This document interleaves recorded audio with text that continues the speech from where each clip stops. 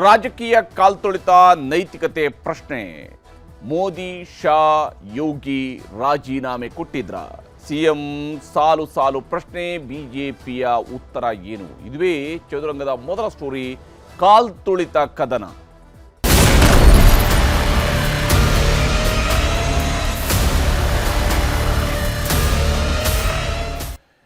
ಯಾವುದೇ ಘಟನೆ ಸಂಭವಿಸಿದಾಗ ತಕ್ಷಣದ ಪ್ರತಿಕ್ರಿಯೆಯಲ್ಲಿ ರಾಜಕೀಯವನ್ನು ಹೊರಗಿಡುವ ಪ್ರಯತ್ನವನ್ನು ರಾಜಕೀಯ ಪಕ್ಷಗಳವರು ಮಾಡ್ತಾರೆ. ಆದರೆ ಆ ಘಟನೆ 3-4 ದಿವಸ ಕಳಿತಿದ್ದಂಗೆ ಅದಕ್ಕೊಂದು ರಾಜಕೀಯ ರೂಪವನ್ನು ಕೊಟ್ಟು, ರಾಜಕೀಯ ಸ್ವರೂಪವನ್ನು ಕೊಟ್ಟು, ಅದನ್ನು ರಾಜಕೀಯ ಅಸ್ತ್ರವಾಗಿ ಬಳಸಿ, ಅದನ್ನು ರಾಜಕೀಯವಾಗಿ ಬಳಸ್ಕೊಳ್ಳೋದಕ್ಕೆ ಬೇಕಂತ ಎಲ್ಲ ವ್ಯವಸ್ಥೆಯನ್ನು ಕೂಡ ರಾಜಕಾರಣಿಗಳು ಮಾಡ್ತಾ ಇರ್ತಾರೆ.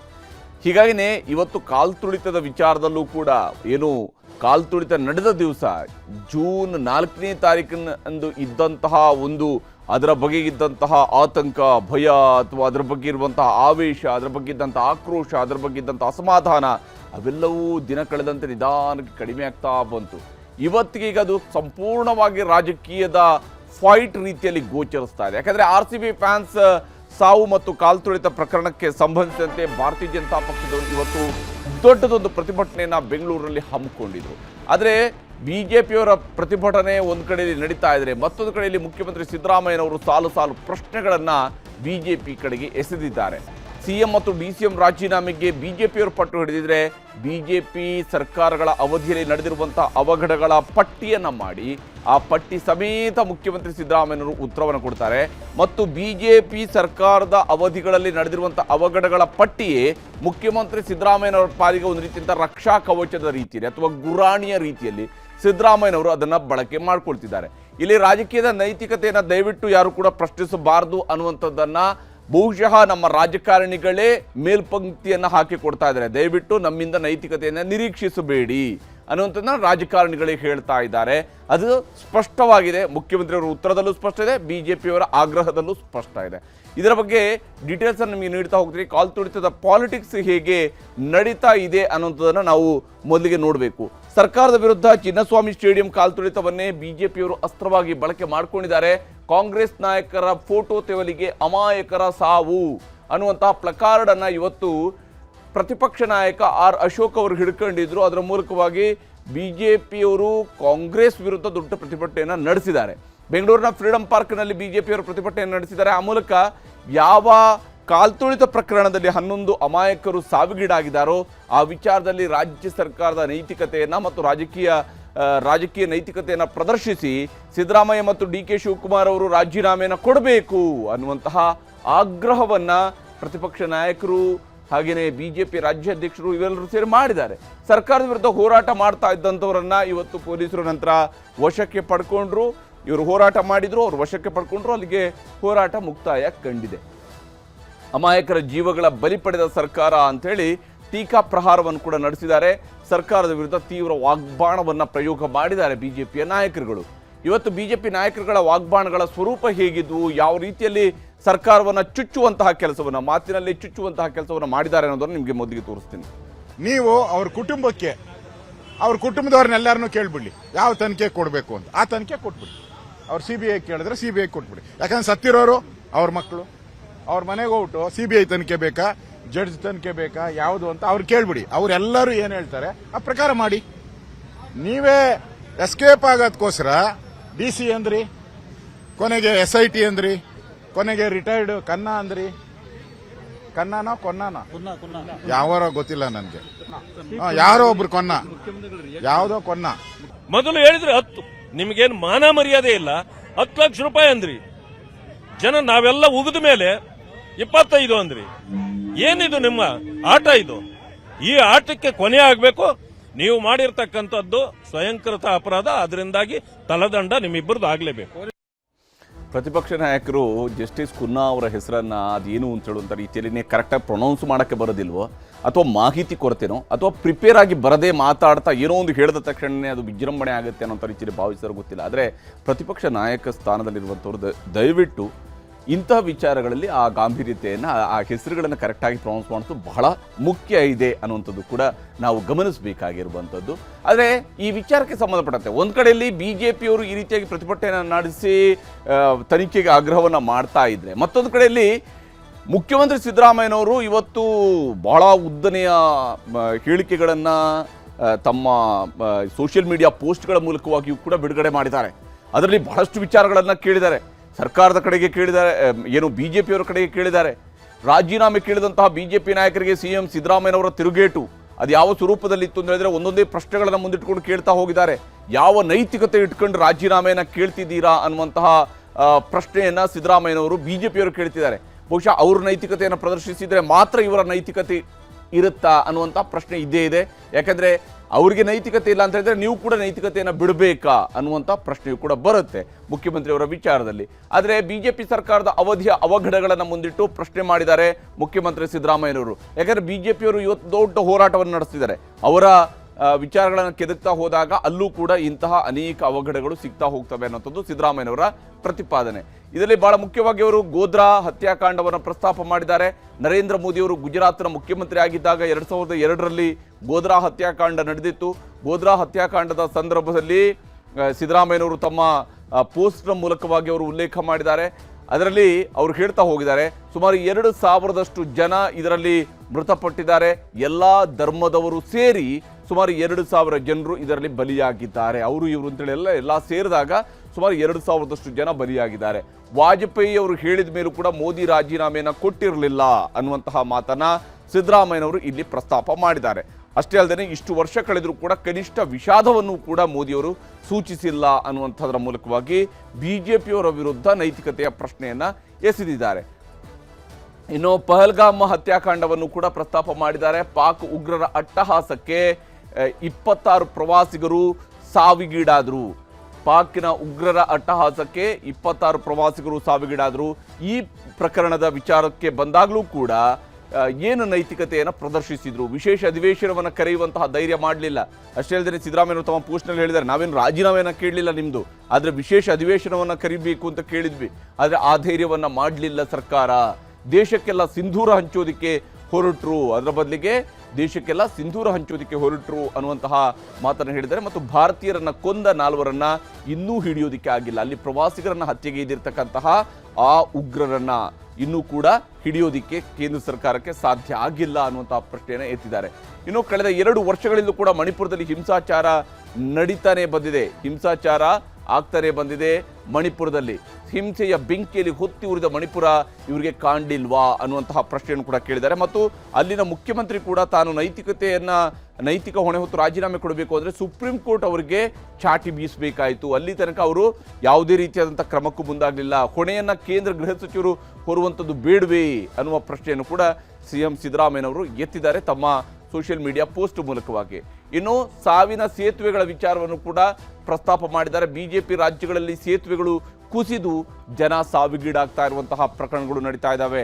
ಅದರಲ್ಲೂ ವಿಶೇಷವಾಗಿ ಗುಜರಾತ್ನ ಮೊರ್ಬಿಯಲ್ಲಿ ನಡೆದಿರುವಂತಹ ಸೇತುವೆ ದುರಂತ, ಅದರಲ್ಲಿ ಸುಮಾರು 140 ಜನ ಸಾವಿಗೀಡಾದರು. ಮೊರ್ಬಿಯಲ್ಲಿ ನಡೆದಂತಹ ಸೇತುವೆ ದುರಂತದಲ್ಲಿ ಬಿಹಾರ, ಮಹಾರಾಷ್ಟ್ರದಲ್ಲೂ ಕೂಡ ಕುಸಿದಂತಹ ಸೇತುವೆಗಳು. ಈ ವಿಚಾರಗಳಿಗೆ ಸಂಬಂಧಪಟ್ಟಂತೆ ಬಂದಾಗ ಮೋರ್ಬಿ ದುರಂತದ ನಂತರ BJPಯ CM ಏನಾದರೂ ಅಲ್ಲಿ ರಾಜೀನಾಮೆ ಕೊಟ್ಟಿದ್ದಾರಾ ಅಥವಾ ಬೇರೆ ಯಾವುದಾದ್ರು ರಾಜ್ಯದಲ್ಲಿ ರಾಜೀನಾಮೆಯನ್ನು ಕೊಟ್ಟಿದ್ದಾರಾ ಅನ್ನುವಂತಹ ಪ್ರಶ್ನೆಯನ್ನು ಮುಖ್ಯಮಂತ್ರಿ ಸಿದ್ದರಾಮಯ್ಯನವರು ಕೇಳಿದ್ದಾರೆ. ಹಾಗೆಯೇ ಕುಂಭಮೇಳದ ವಿಚಾರವನ್ನು ಕೂಡ ಪ್ರಸ್ತಾಪ ಮಾಡಿದ್ದಾರೆ. ಪ್ರಯಾಗ್ರಾಜ್ ಕುಂಭಮೇಳದಲ್ಲಿ ಕಾಲ್ತುಳಿತ ಆಯಿತು. ಪ್ರಯಾಗ್ರಾಜ್ನಲ್ಲಿ ನಡೆದಂತಹ ಮಹಾಕುಂಭಮೇಳದಲ್ಲಿ ಕಾಲ್ತುಳಿತ ಪ್ರಕರಣ ನಡೀತು. 30 ಯಾತ್ರಿಕರು ಪ್ರಾಣ ಕಳ್ಕೊಂಡ್ರು. ಆ ಮಹಾಕುಂಭಮೇಳದಲ್ಲಿ ನಡೆದಂತಹ ಕಾಲ್ತುಳಿತದಲ್ಲಿ ಸುಮಾರು 30 ಮಂದಿ ಪ್ರಯಾಣಿಕರು, ಯಾತ್ರಿಕರು ಅಲ್ಲಿ ತಮ್ಮ ಜೀವವನ್ನು ಕಳ್ಕೊಂಡಿದ್ರು.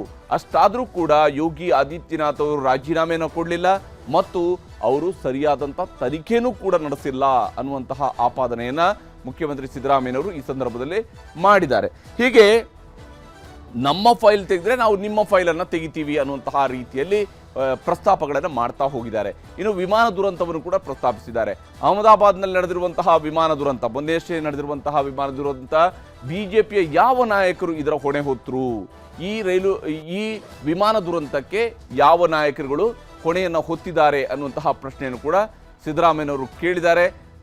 ಇನ್ನು ರೈಲ್ವೆ ದುರಂತಗಳನ್ನು ಪ್ರಸ್ತಾಪ ಮಾಡಿದ್ದಾರೆ. ಬಿಜೆಪಿ ರಾಜ್ಯಗಳಲ್ಲಿ ಸಾಲು ಸಾಲು ರೈಲ್ವೆ ದುರಂತಗಳು ಸಂಭವಿಸ್ತಾ ಇದ್ದಾವೆ. ಬಿಜೆಪಿ ಆಡಳಿತದ ಸಂದರ್ಭದಲ್ಲಿ ಈ ರೈಲ್ವೆ ದುರಂತಗಳು ಸಂಭವಿಸ್ತಾ ಇದ್ದಾವೆ. ರೈಲುಗಳು ಹಳಿ ತಪ್ಪಿದ್ದು, ಅಪಘಾತವಾಗಿದ್ದು, ಇದ್ಯಾವುದೂ ಕೂಡ ಬಿಜೆಪಿಯವರಿಗೆ ಕಾಣ್ತಾ ಇಲ್ವಾ?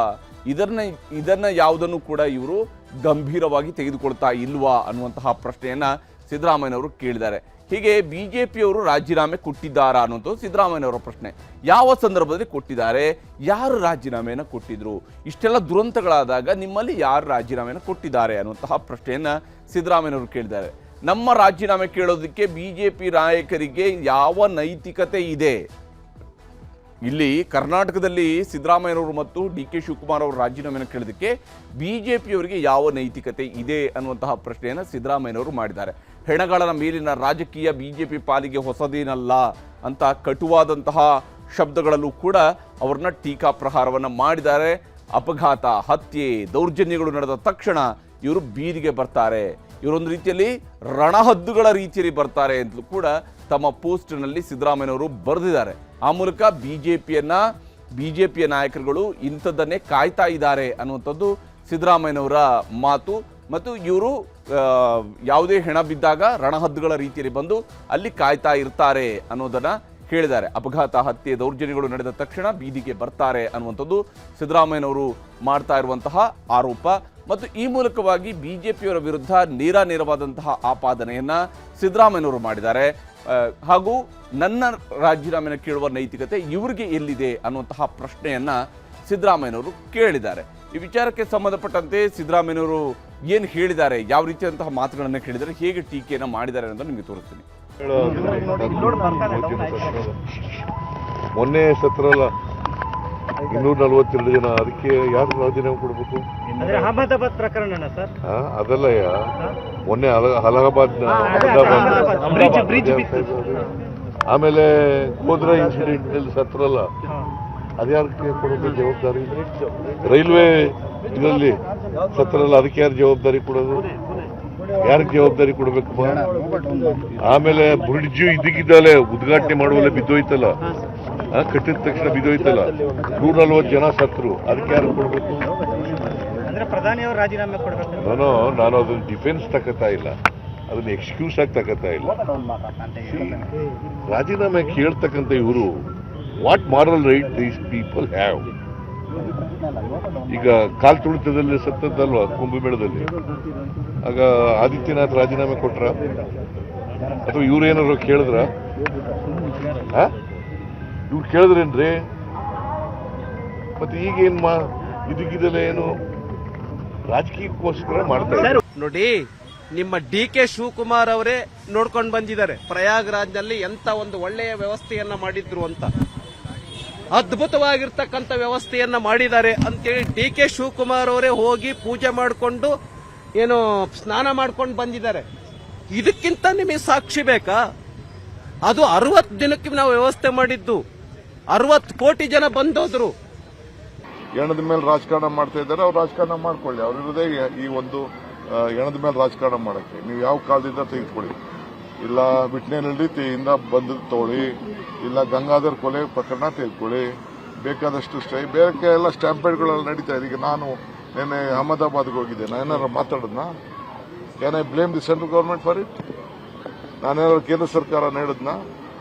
ಇಲ್ಲ ಇದಕ್ಕೇನು ಹೇಳ್ತೀರಿ ನೀವು? ಬೇರೆ ಬೇರೆ ಎಲ್ಲ ನಡೆದಂತ ಯುಪಿಲಿ ಇರ್ಬೋದು, ರೈಲ್ವೆ ಸ್ಟೇಷನ್ಗಳಿರ್ಬೋದು, ಬೇರೆ ಕಡೆ ದೇವಸ್ಥಾನದಲ್ಲಿ, ಅಲ್ಲಿ ಯಾವುದೋ ಒಂದು ದೇವಸ್ಥಾನ ಧಾರ್ಮಿಕವಾದಂತ ಯುಪಿಲಿ ಸುಮಾರು 100 ಜನ ಸತ್ತೋಗ್ಬಿಟ್ರಲ್ಲ, ಕುಂಭಮೇಳ. ಅದಕ್ಕೆಲ್ಲ ಯಾರು ಅದಕ್ಕೆ ಹೊಣೆ? ವಿಮಾನ ದುರಂತಕ್ಕೂ ಇದಕ್ಕೂ ಹೋಲಿಕೆಯನ್ನು ಮಾಡುವಂಥದ್ದು ಸರಿಯಲ್ಲ. ವಿಮಾನ ದುರಂತ ಯಾವ ತಾಂತ್ರಿಕ ಕಾರಣದಿಂದ ಆಗಿದೆ ಎನ್ನುವಂಥದ್ದು ಗೊತ್ತಾಗಿದೆ. ಇದು ಇವರ ವೈಫಲ್ಯದಿಂದನೇ ಆಗಿರುವಂಥದ್ದು. ಬಂದಂತ 1.5-2 ಲಕ್ಷ ಜನರನ್ನ ಈ ಸರ್ಕಾರ ಬೆಂಗಳೂರಿನಂತ ಸಿಟಿಯಲ್ಲಿ ನಿಯಂತ್ರಣ ಮಾಡ್ಲಿಕ್ಕೆ ಆಗ್ಲಿಲ್ಲ ಅಂತಾದ್ರೆ ಇನ್ನು 7 ಕೋಟಿ ಜನರನ್ನು ಹೇಗೆ ಇವರು ನಿಯಂತ್ರಿಸ್ತಾರೆ? ಅಥವಾ 7 ಕೋಟಿ ಜನರಿಗೆ ಯಾವ ರೀತಿ ರಕ್ಷಣೆಯನ್ನು ಮಾಡ್ತಾರೆ? ಹೀಗೆ ಸರ್ಕಾರದ ಡಿಫೆನ್ಸು, ಪ್ರತಿಪಕ್ಷದವರ ಟೀಕೆ. ಪ್ರತಿಪಕ್ಷದವರು ಕೂಡ ಟೀಕೆ ಮಾಡುವಂಥ ಬರದಲ್ಲಿ ಅವರು ಕೂಡ ಒಂದು ರೀತಿಯಿಂದ ಡಿಫೆನ್ಸ್ ಮೋಡ್ಗೆ ಜಾರದ ರೀತಿಯಲ್ಲಿ ಕಾಣ್ತಾ ಇದ್ದಾರೆ.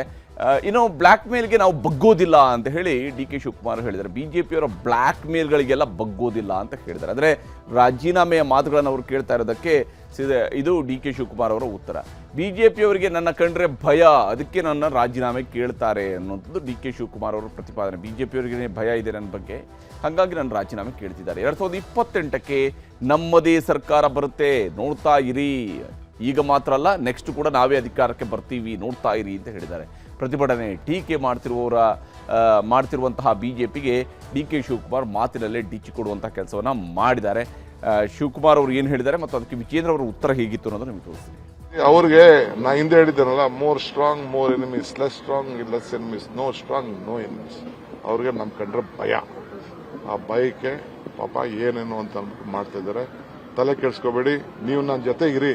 28ಕ್ಕೆ ತಿರ್ಗಾ ವಿಧಾನಸೌಧದಲ್ಲಿ ಪ್ರಮಾಣ ವಚನ ನೋಡಿ. ಈ ಸೊಕ್ಕೇನಿದೆಯಲ್ಲ, ಅಧಿಕಾರದ ಮದದಿಂದ ಈ ರೀತಿ ಹೇಳಿಕೆಗಳನ್ನ ಕೊಡ್ತಾ ಇದ್ದಾರೆ. ಇವರು ಸೊಕ್ಕುವ ಮದವನ್ನ ಇಳಿಸ್ತಕ್ಕಂಥ ತಾಕತ್ತು ಶಕ್ತಿ ಭಾರತೀಯ ಜನತಾ ಪಾರ್ಟಿ ಕಾರ್ಯಕರ್ತರಿಗಿದೆ. ಬರೋದ್ರಿಂದಲೇ ತೋರಿಸ್ತೇವೆ. ಹೀಗೆ ಇಲ್ಲಿ ಮಾತಿಗೆ ಮಾತು, ಏಟಿಗೆ ಎದುರೇಟು ಕೊಡುವಂತಹ ಕೆಲಸವನ್ನು ಮಾಡಿದ್ದಾರೆ. ಒಂದು ಕಡೆ ಬಿಜೆಪಿಯವರು ಪ್ರತಿಭಟನೆ ಮಾಡಿದರೆ, ಮತ್ತೊಂದು ಕಡೆಯಲ್ಲಿ ಕಾಂಗ್ರೆಸ್ನವರು ಕೂಡ ಪ್ರತಿಭಟನೆ ಮಾಡಿದ್ದಾರೆ. ಆ ಮೂಲಕವಾಗಿ ಬಿಜೆಪಿ ಆಡಳಿತದಲ್ಲಿರತಕ್ಕಂತಹ ರಾಜ್ಯಗಳಲ್ಲಿ ಏನೇನು ನಡೆದಿದೆ ಅನ್ನುವಂಥದ್ದನ್ನು ಬಿಜೆಪಿ ಮತ್ತು JDS ನಾಯಕರುಗಳ ಮುಖವಾಡಗಳನ್ನು ಕೂಡ ಹಾಕ್ಕೊಂಡು ಅದರ ಮೂಲಕವಾಗಿ ಪ್ರತಿಭಟನೆಯನ್ನು ನಡೆಸಿದ್ದಾರೆ. ಕಾಂಗ್ರೆಸ್ನ ಕಾರ್ಯಕರ್ತರು ನಡೆಸಿರುವಂತಹ ಪ್ರತಿಭಟನೆಯಲ್ಲಿ ಈ ಮೂಲಕವಾಗಿ ಏಟಿಗೆ ಎದುರೇಟು, ನೀವು ಪ್ರತಿಭಟನೆ ಮಾಡಿದರೆ ನಾವು ಮಾಡ್ತೀವಿ ಅನ್ನುವಂತಹ ರೀತಿಯಲ್ಲಿ ಪ್ರತಿಭಟನೆಯನ್ನು ನಡೆಸಿದ್ದಾರೆ.